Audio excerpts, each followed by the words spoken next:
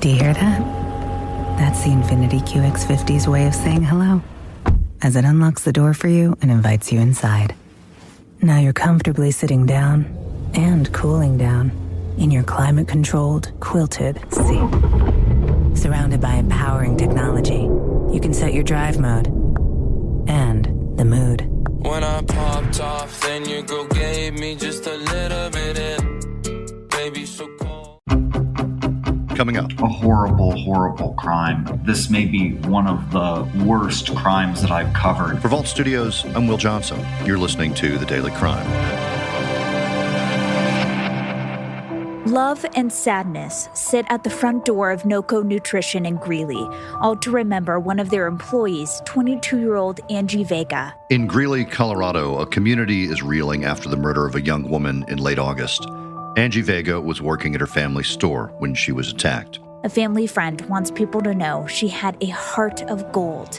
The friend said Angie brought her mom coffee to celebrate her birthday last week, and every month Angie took her siblings out to dinner to spend quality time with them. Police were able to track down a suspect immediately after Angie Vega's murder.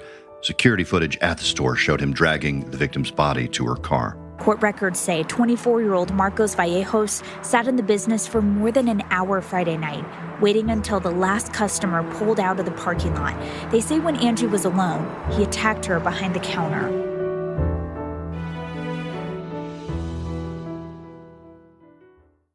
It's important to prioritize your mental health and wellness every day, because when you work on yourself, you'll start to see and feel positive changes in all areas of your life. The long-term effects of therapy can give you the tools to deal with challenges as they arise, strengthen your relationships, and give you a more optimistic outlook on life. There's no better time to invest in yourself than right now. And that's where Talkspace comes in. Talkspace can help with any specific challenges you might be facing, but also you don't need to wait until something goes wrong in your life to work with a therapist. You can just do it now. Getting started is the most important part.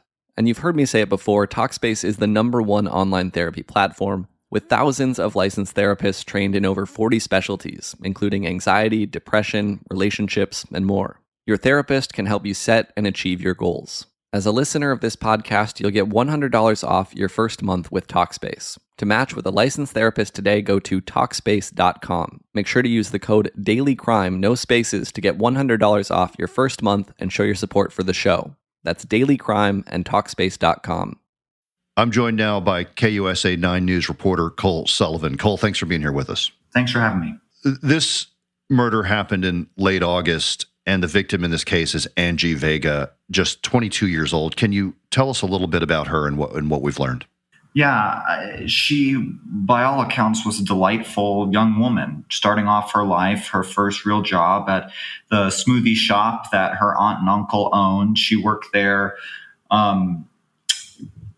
during the week and worked with them. And one of the things that struck me about the smoothie shop and about Angie was how this was a source of inspiration for her. It was a source of inspiration for her professionally because she was starting off this budding career with her first real job, as her mom said. It was a source of inspiration for the folks who came to the smoothie shop because she wrote nice notes, have a great day, you can do this, things like that on the side of every cup of juice that she served. And it was also an inspiration for her personally. Her mom talked very poignantly about her joy in being able to share that love with other folks who come into the shop. On the night of this murder, it was a Friday night in Greeley, Colorado. And my understanding is that the suspect was actually inside this smoothie shop for a period of time, right? Yeah, the suspect, Marcos Vallejos, came into the smoothie shop. Police said they saw him on surveillance video. He came in, he sat down on one of the chairs in the corner and kind of just minded his own business for about an hour, right up until the last customer left. And Angie was the only one left in the store. She started closing up. And then at that point in time, is the rest of the attack all on surveillance camera? Did he make any effort to disguise himself at any point in time? There's no indication from police that he made any effort to disguise himself. As she was the only employee left in the store, she started cleaning up the blenders, etc. He got up, went to the bathroom. Police say they saw that all on surveillance video. He came out of the bathroom with a hatchet and attacked her behind the counter. I know from your reporting and from your colleagues at KUSA 9 that this is just an awful attack, and the scene inside that smoothie shop was really shocking for police when they showed up. A horrible, horrible crime. This may be one of the worst crimes that I've covered. There's no indication from police that Angie knew this guy. He just came into the store and sat in the corner and waited, police said, until they were alone before attacking her. There was no warning. There was no pretense to this horrible attack. How did police then catch up with the suspect? It didn't take long.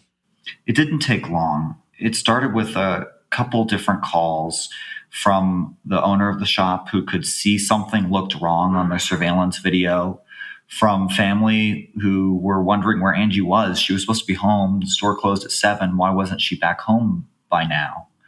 And from a passerby who saw something that just didn't seem right at the smoothie store. When police arrived, they found a gruesome scene, but not Angie. They say they reviewed the surveillance video and saw the suspect, Marcos Vallejos, dragging her out to the car, to her car, putting her in her own back seat and driving away. They began to canvass the area. The first we heard about it was there was a woman who had been kidnapped, because that was what police initially said and family initially said is, please keep an eye out for her car. She's been kidnapped.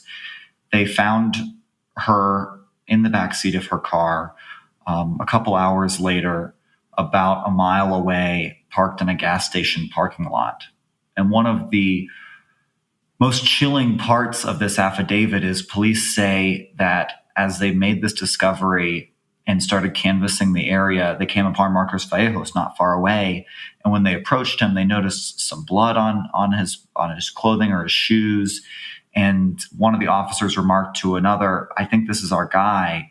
And they say, according to the affidavit, that he responded, yeah, I'm your guy. That's when they arrested him and booked him and charged him with first-degree murder. Cole, the suspect also once under interrogation said something else that was rather telling. Can you tell us about that? While under interrogation, officers describe an odd conversation. They're having a tough time getting anything out of the suspect. And at one point they ask him, according to the affidavit, is this the arm you use to kill people? And he says something to the effect of yes, it is, according to the affidavit, or this is the right arm is the one that does it. And it just struck an odd tone when I read that affidavit from the beginning of wondering, who is this guy? Who is the kind of person who does this? And that tone continued for his first appearance where he was formally charged, where when the judge read the charges out and asked Mr. Vallejos, do you understand what you're being charged with? He really sharply shook his head no. And his lawyers, his public defenders said they would explain it to him later. And then they said that they believed there were mental health issues at play, mental illness issues at play, and wanted extra time to examine Mr. Vallejos and have him professionally examined to see if he's competent to stand trial to face these charges. And we'd like about 3 months. We think we need at least that much time to investigate the severity and nature of the mental illness issues at play.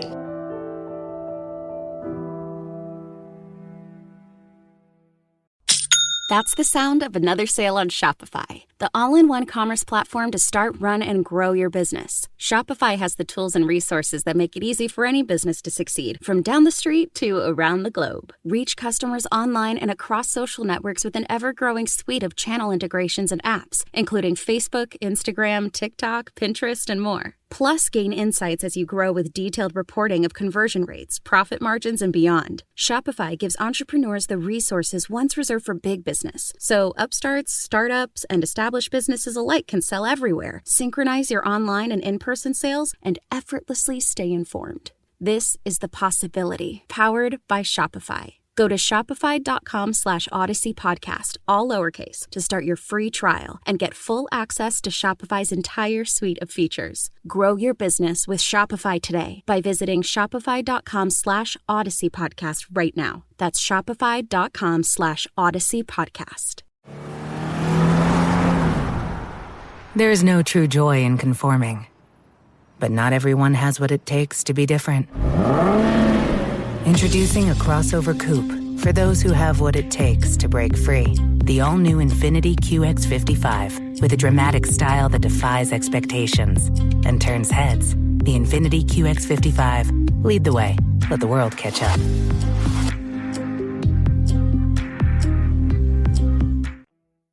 Cole, the suspect in this case was previously charged and also failed to show up for a court appearance. Is that right? Can you tell us about those charges? Yeah, and they were kind of low-level charges. We were looking to see if, as we were trying to figure out this case, was there any background here? Was there any history between these two people? And saw previous charges. One of his previous charges was for breaking and entering. He broke into a church, a Mormon church, and broke in through a window and was inside the church and was arrested inside the church. He failed to appear for some court date subsequently, but there was not necessarily any indication of this kind of violence. We do know that he also was in the military. The Army says that he was enrolled in basic training, but did not complete basic training. It wouldn't give any other indication of his background from there. What's next for him? His lawyers asked for 3 months. Did the judge grant that? The judge granted a little bit longer time than the family wanted. They'll be back in court in a few weeks for a status hearing. Discovery has started flowing in, including that horrific, by all accounts, surveillance video into the public defender's office. They're going to be examining this, and I expect we'll have an update on the evaluation of his mental illness at some point as well, to determine kind of what happens next. One of the most heartbreaking things for me, having covered crime and covered families of crime victims before, this is going to be an impossibly long process for this family that is grieving so much the loss of Angie. There are going to be months and months as this stretches on, because that's how the criminal justice system works. And being in that first court appearance and kind of watching that realization dawn on the family was even more heartbreaking than understanding everything they have gone through in the past couple weeks. I understand Angie Vega loved sunflowers, and they've taped sunflowers on the door of the business, and there's also a memorial at the location of where her car was found. An outpouring of community support. There were flowers when I was there. I mean, dozens and dozens of bouquets at the business. Remember, this is a family business owned by her aunt and uncle, where she was working, where police said this happened, and signs and candles. And we watched people kind of come up and place flowers, whether they knew her well or just knew of her through passing by, or were struck by this really horrible story. Cole Sullivan at KUSA 9 News in Denver. Thanks for taking the time to talk to us about this. Thank you. Thanks for listening to The Daily Crime. If you haven't already, check out the newest podcast from Vault Studios. It's called Intent, the Tex McIver Case, available wherever you listen to podcasts. For The Daily Crime, I'm Will Johnson.